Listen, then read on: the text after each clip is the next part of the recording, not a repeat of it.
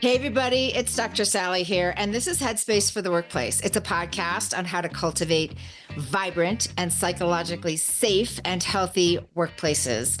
And each episode, I'm joined by an international expert who's bringing a new tactic, a tactical takeaway for you to up your game for mental health at work.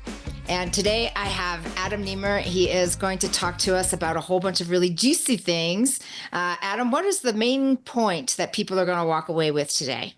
And when leaders normalize the topic of mental health in their organizations and teams, performance gets unleashed and lives transformed, usually including their own. Yes, that's such a good point. That last point is such a good point. I get frustrated sometimes when leaders are like, well, we have these resources for our people, and they expect everybody to open up and be vulnerable, but they're not willing to do it for themselves. So everybody who's looking up sees, well, the leader's not doing it, and I want to be a leader someday, so I'm not doing it either. So we are going to debunk all of that today. Adam, tell us a little bit about what you do every day. Oh, I was a 20-year executive at Kaiser Permanente out on the West Coast, and I left 3 years ago to start an organization called Simple Mental Health. And Simple Mental Health is here to help leaders address mental health in the workplace more differently, more culturally and holistically, with compassion, facts, and authenticity and vulnerability. So if you haven't guessed it already, Adam and I are becoming fast friends because we have this shared vision of, how are we going to change culture here? And sometimes it starts bottom up and a lot of times it starts top down. So engaging leaders to think differently and do things differently in this space makes a huge difference.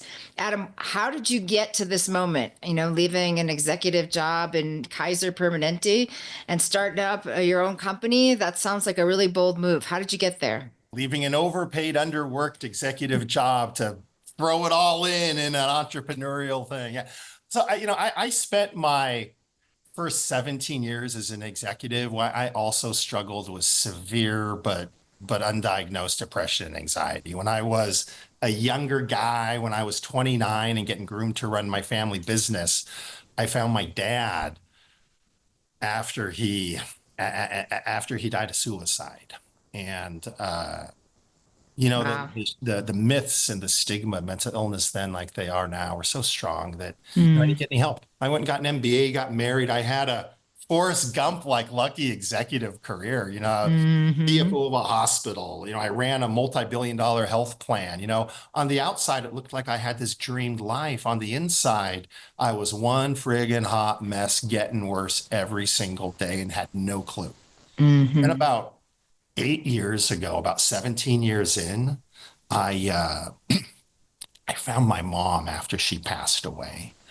And, what happened, Sally, is, after all those, and then almost 18 years of undiagnosed depression and anxiety on top of a really stressful executive life, I had in those moments and hours after I found her, I had a complete emotional breakdown and I had no idea. And I started wearing Levi's to work. Yeah, I'd been from when I was running the health plan at the time. I started wearing Levi's to work, t-shirts, flip-flops. It looked like I was going to the beach every day, not running a multi-billion-dollar health plan, right? Yeah. And I was mean as hell to everybody. Didn't want to be me. About 3 weeks later, this national Kaiser leader stops by my office on a Monday morning. And he says, hey, man, how are you doing? And I'm like, I'm doing great.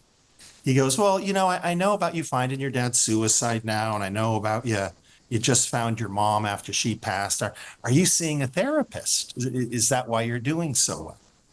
And, as I said, no, he pulls out of his pocket the business card of Kaiser's Employee Assistance Program, and he slides it across the desk. Oh, it's so fun. Looking back on it, you just got to laugh at this, right? And he's like, hey, man, you should think about calling EAP. You've had these traumatic experiences in your life. You should at least know the signs and symptoms to look for in yourself in case you need to get some help. All right. I go see that 5-minute conversation without me knowing it. Saves my life. I go see the AP counselor the next day, and that's when the healing journey begins. But what had really happened, and the reason I go through this whole story so you understand that the context of it all, is the magic of this is that this national Kaiser leader, this fellow named David Lake, he comes to see me on a Monday. The day before, he was in a mental health first aid like course at his church. Yep. The ripple effects. It's incredible. The classes that we teach, the conversations that we have with each other have a ripple effect. Exactly right. It's just like the stone in the pond. And so Yes. in the class, he's at his church on a Sunday, Sally, and they're like going through the signs and symptoms on the wall that someone could be struggling. And he's like, Adam, Adam, Adam, Adam. Oh my God, Adam's in a lot of trouble. Well, thank goodness he did, because here you are. And your story is so powerful to me in so many ways. I think out of the gate, one of the first things that strikes me about your story is this cumulative stress and high performers in high stakes environment. So people who are attracted to those high performance, high stakes environments have superpowers of putting the mask on, being stoic and pushing through difficult things. And eventually that cumulative stress, especially if you throw a couple of major traumas in there, it will crack that mask. And you never know what that drop was going to be. Yours was not a drop at all. Yours was a massive trauma, at the end there that kind of broke through it all. But I work with a lot of first responders, and it's the same thing. They will power through 10, 15 years of horrific cumulative stress and trauma. And then it's like this one little thing that sets the whole brain off. And you never know what's going to come. So your story really shows that. And then thank goodness, right? Thank goodness your leader not only saw what he saw, connected the dots, but then also was like, oh, this is what they were talking about yesterday. Let me go take that action step, and did not hesitate. I mean, all of the dominoes then start falling forward in a positive way, because now here you are impacting all of these other leaders. It's just phenomenal. Yeah, Thank you, David. So after I see the EP counselor, I was out of work for about a month and a half, starting antidepressants therapy, all that stuff. And when I came back to work, I just started thinking about leadership differently, right? Once I learned that 1 out of 5 of us every year experience mental illness, I start thinking, man, I got like 500 people on my team. That means we got almost 100 of my folks this year going to be just as much pain as I'm in. And because I'd been groomed at a population health organization, I saw it through the lens of population health. I'm like, holy crap, what would I do if 100 of my staff members were going to have cancer this year, diabetes or heart disease? We'd do something.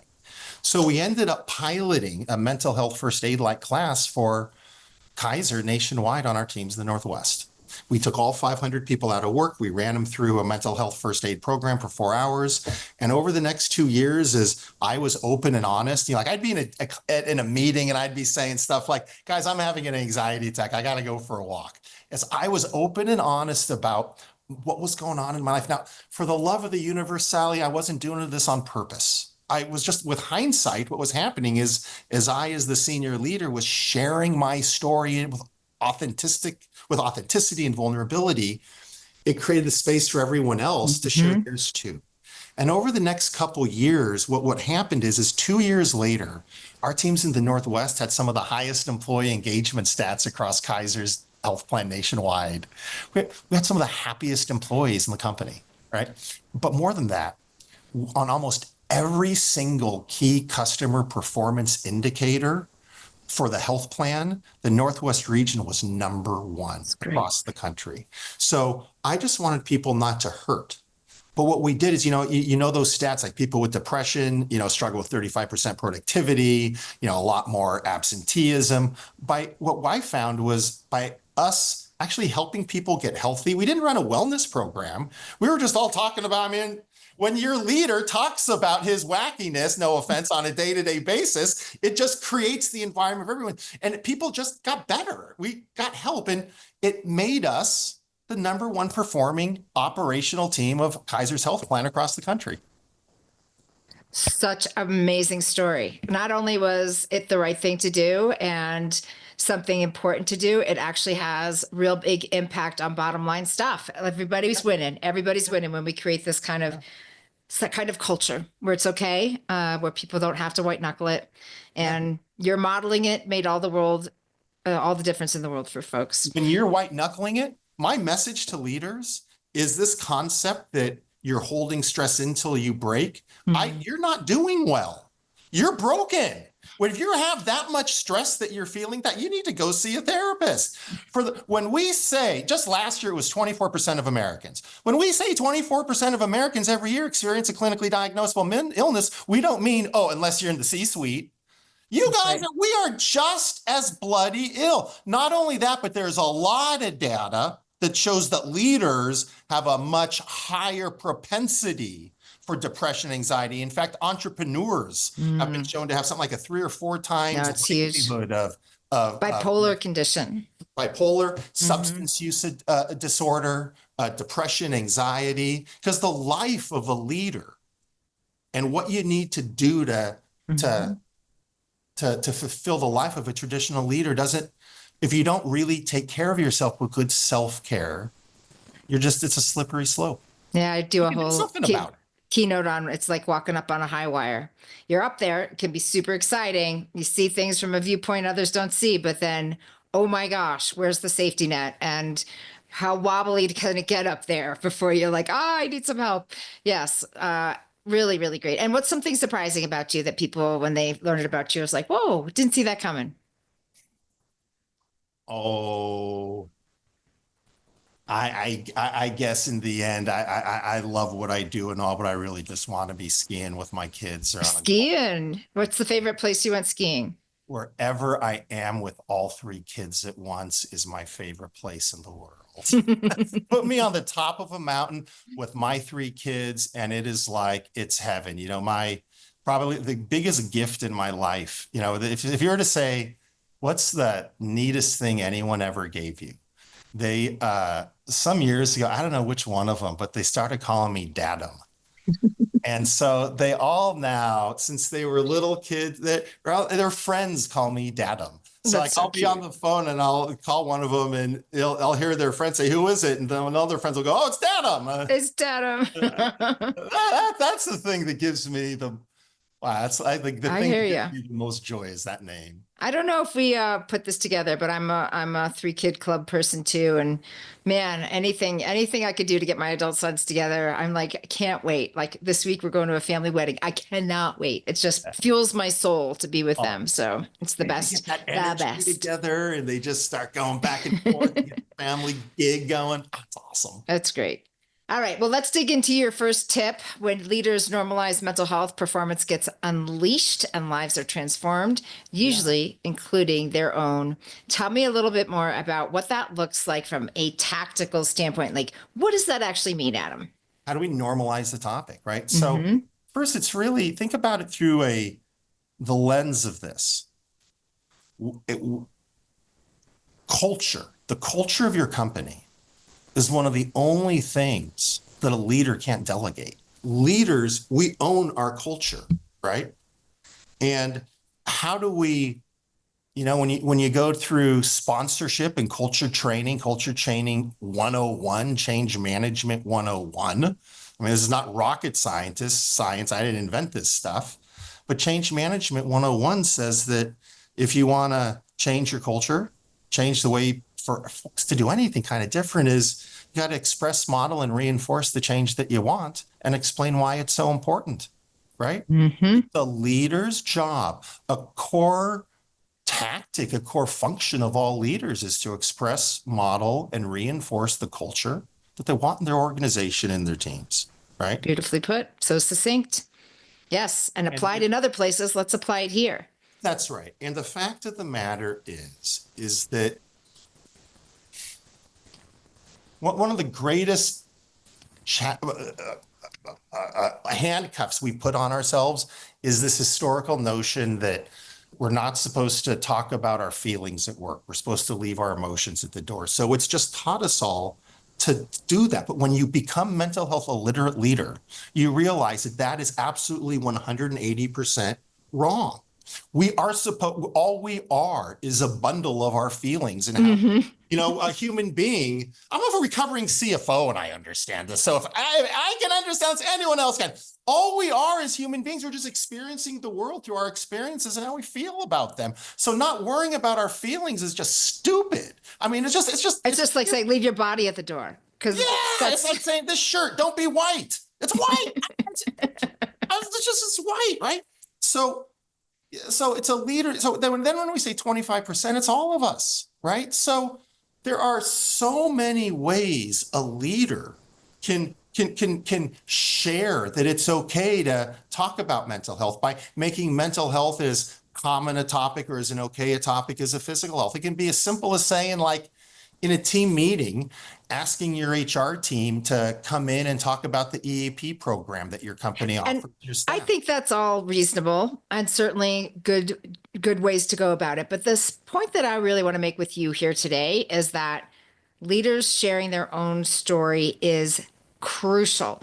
And that makes a lot of leaders go, oh, heck no, nope, not doing it. And there's ways to do it where they have control over the narrative. Like I keep saying to all my leaders, you do not have to tell all of your most deepest, darkest childhood abuse secrets. Like if you're not comfortable with, if you are comfortable with that, you can. But if you're not comfortable with that, then there's other ways to talk about experiences with intense feelings, experiences of seeking help, what that did for you. Can you talk a little bit more about the leader goes first notion as how that normalizes the conversation? Absolutely. So so no one, the conversation stops at the level of leadership that's going to open their mouth and share their experience, right? No one's going to share their experience if their leader doesn't go first. So using that EAP example, what we tell leaders is, listen, we all have employee assistance benefits. You should all call them.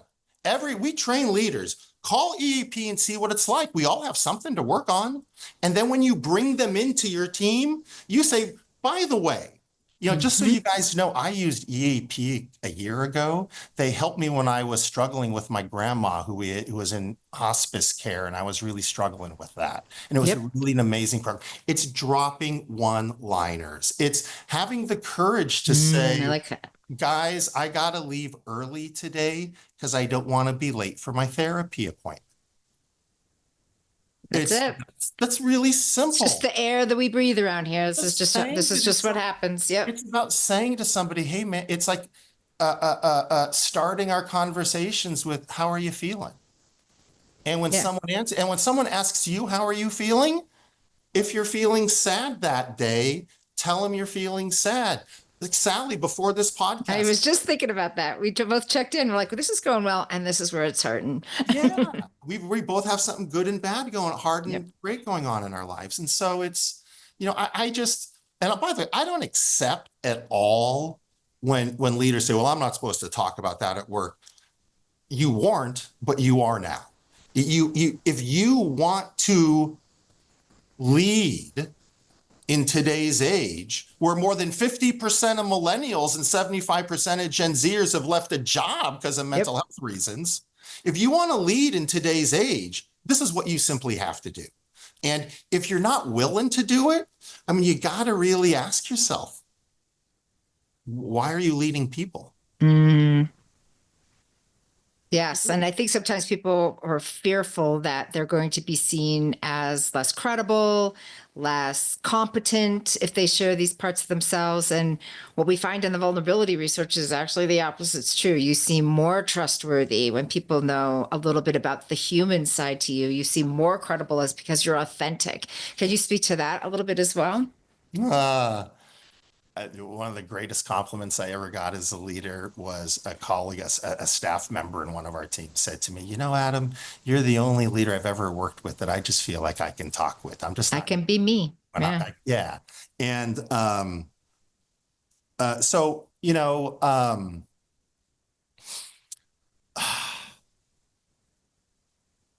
ask me your question again. Well, I put my place in that moment so close. Yes. Hold on. Let me back up and coming back in again. So sometimes leaders, when they're, challenged with this, like we need, you'll help your people if you share your own story of vulnerability around something related to a mental health challenge that you went through. And it doesn't have to be the biggest challenge or the most daunting challenge, but any challenge so people can see this. And some of them worry that maybe they're not going to be seen as credible or they're not going to be seen as competent. And what the vulnerability research shares is actually the opposite is true. You seemed more real, more credible because you're being honest and they see the human side to you. So I was just wondering if you could speak to those fears that leaders have about feeling like they're not going to be seen as competent or not being able to handle it if they show this side of themselves. It's amazing. We're afraid because we were taught not to. But who doesn't want to? Who doesn't read an HBR article now about authentic leadership? We want to be authentic. It's what people want. And Yeah. funny thing is, it's like people are saying, "Well, how do I be authentic?" Right. Don't overthink it. Don't overthink it. This is the problem, right? It's just being you. Now, so I'm just like, when I show up with my teams, I'm just a happy guy. Now, it doesn't mean you just have to be a happy guy all the time. Right. You can have a different personality and still have a healthy mental well-being culture, right? But that's kind of how I think about it. Yes. I'll share with you a funny story. Well, not a funny story so much as an important story to me, I guess. When I came back, I was out of work for a month. I have an all hands meeting about 3 months later with all of our staff, where I shared with them what was going on with me, because I'd been out of work for a couple months and they were like, "Where the hell's Nemer been?" Right. So I told them all about, I had a couple hundred people there and in the room. I had the head of mental health help me. I told them about what was going on in my life, about finding my dad's suicide, about how our leader, David, had helped courageously guide me to get help. I wasn't ready for it. I think I took a couple of days off of work after that. I crashed, come back to work a few days later. I go for a walk with this young guy named Cameron. He's a young, yeah. Love this boy. Oh, I love this man. So we had recruited him from Denver, neck of the woods. And as we're going for a walk, he started thanking me. I'm like, "Why are you thanking me, Cameron?" He says, when I was a kid, I attempted suicide in grade school. And I tried therapy after that. I for years, and it just didn't seem to work. So I stopped. And I know I don't want to die, but I just thought my life would always be sad. And then when I heard you the other day, my boss's boss, share that you're going through the same things as I am, and even though it's not helping yet, you're in it with cognitive therapy until it does work. It just inspired me to give therapy a shot. And he had made a therapy appointment for the next couple of weeks. It's awesome. Yeah. I mean, and you also never know what part of the organization this might land in, because people are not necessarily coming. It's not like you don't have a, bandage or a cast on where you can tell who's hurting. They're able to cover it up, but your words can land so powerfully. Let me ask one more question, and then we'll go to wrap up. And that is, you once said, if you want to take care of your organization, take care of your people. If you want to take care of your career, take care of yourself. How does this piece of leaders go first really help a leader's career? Oh, every year on my individual development plan, I would write how proud I was to be becoming a facilitative, psychologically safe leader, but I didn't like how people experienced me when I was having a bad day, when I could be an SOB and all this. And all the people I worked for were healthcare leaders, right? Nurses, doctors. They gave me business review articles to read, leadership articles. My problem wasn't that I needed leadership books. I needed therapy.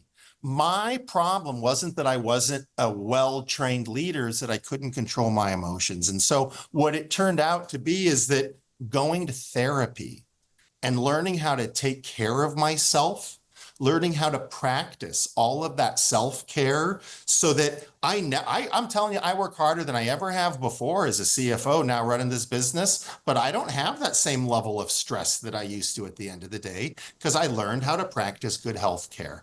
Turns out that the best executive coaching I ever got was not going to more training programs. It was learning how to take care of yourself. Man, it's like you're sitting on a plane. It's like what our moms taught us. You can't take care of anyone else until you take care of yourself first. It just is. And if I could go back as as a leader and have done something different all those years, I went to a lot of training programs. It really would have been the thing that gave me the biggest boost was when I developed a good self-care practice, having gone to therapy. Yep. You can't help other people if you're not healthy yourself. And if you're saying, I'm stressed, but I can deal with it. Oh, for the love of God, go see a therapist. Maybe, or maybe you're not. But it can't hurt. We all go to see a primary care physician once a year for a checkup. That's right. You don't know.